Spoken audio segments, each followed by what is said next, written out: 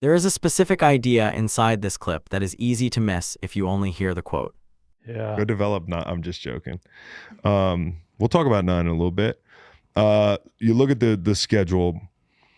After the bye, they're at the Ravens, and then listen to this little stretch. Titans, Falcons, Steelers, Commies, Saints, Browns.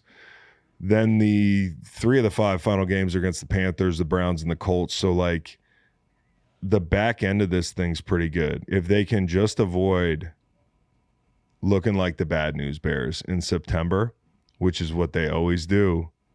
Joe Burrow's going to play more in this preseason, so I hear. They're going to be in it. You know, do they win it? That's going to come down to the matchups with the Ravens. I believe that. And New Year's Eve could be the decisive game for the division with the Ravens. The NFL is playing Russian roulette a little bit with 4 standalone Bengals games after week 8. Saw that. It's like, damn, dude. You're like me. Can't happen again. No, it can't happen again. Not again, dude.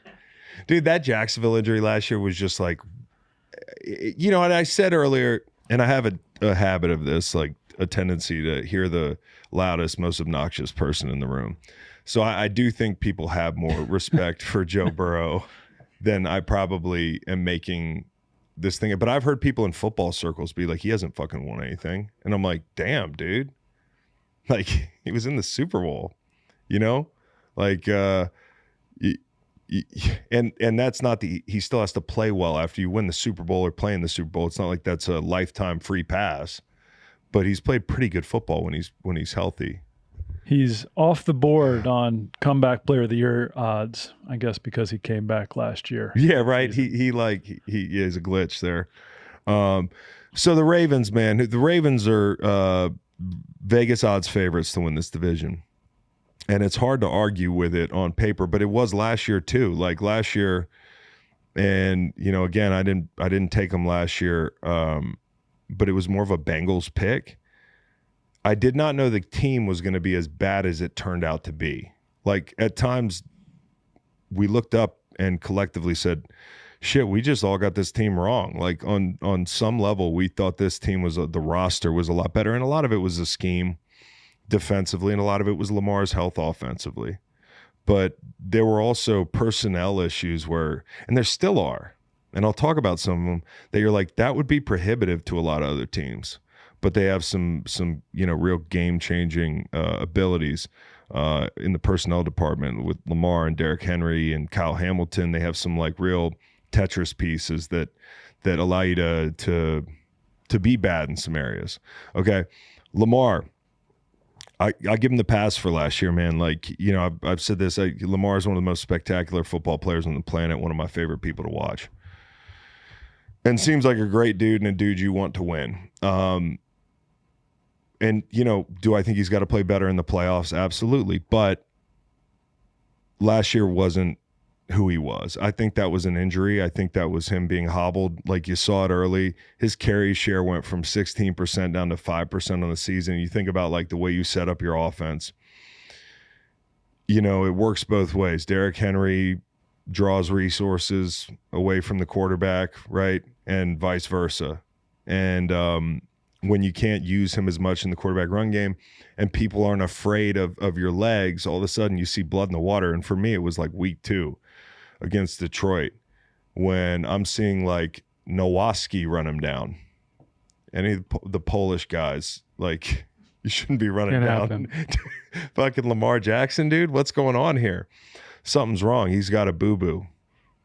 And you know, it was kind of like people saw the blood in the water and they were like, oh, you can blitz him. Like you can send 6 at Lamar Jackson now, and he's not going to hurt you. The ass end of that was like the ass end of that for the past 5 years prior was like hard to imagine, but you could do it last year. And so it changed the math. They blew leads, man. I think the Harbaugh stuff just got stale. You know, he's a great coach. It doesn't change the fact that he's accomplished and a great coach and that he's probably going to help stabilize the situation in New York. But really just poor game management, not a team that in crunch time played their best ball. It started, with the first game of the season, they blew that huge lead to Buffalo. I mean, that was like unbelievable. I mean, they found ways to lose certain games that were just, I mean, the loss to the Steelers to end the season, right? Felt like a fever dream. Like, what's going on here? It was crazy. So, yeah, it's an important year for Lamar. He's going to have a job in this league as long as he wants. But, like, if his cap hits $84 million in 2027 and he doesn't 30. play well and he's turning 30, like, the heat turns up a little bit. It becomes a story. Declan Doyle to the rescue, 30 years old. You go from senior citizen, respectfully, and young senior citizen in Todd Monken. How old would you say Todd Monken is? Probably not as old as we think.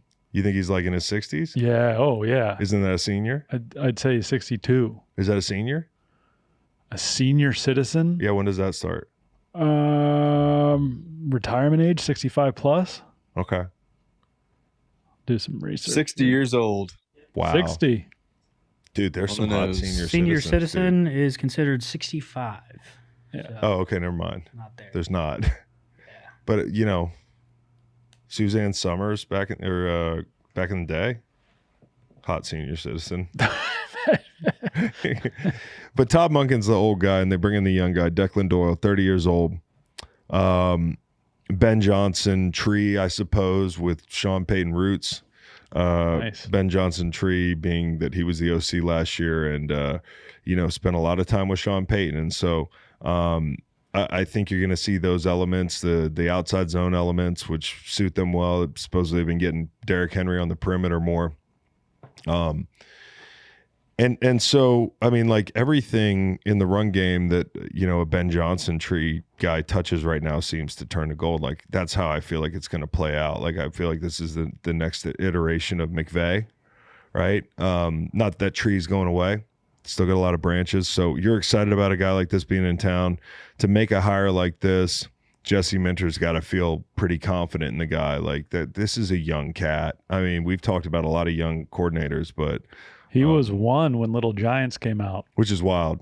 Which is he was a baby. That's crazy.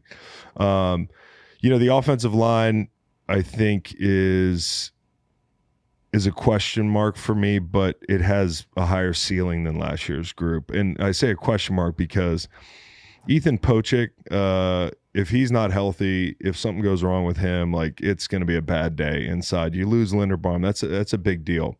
And then as well, you bring in a guard in I can't say his name. Ione. That's actually pretty easy. Ione from Penn State. First name's almost as tricky. That is the part worth sitting with. What would you take from it and what would you push back on? Leave your take in the comments and like and subscribe for more clips like this.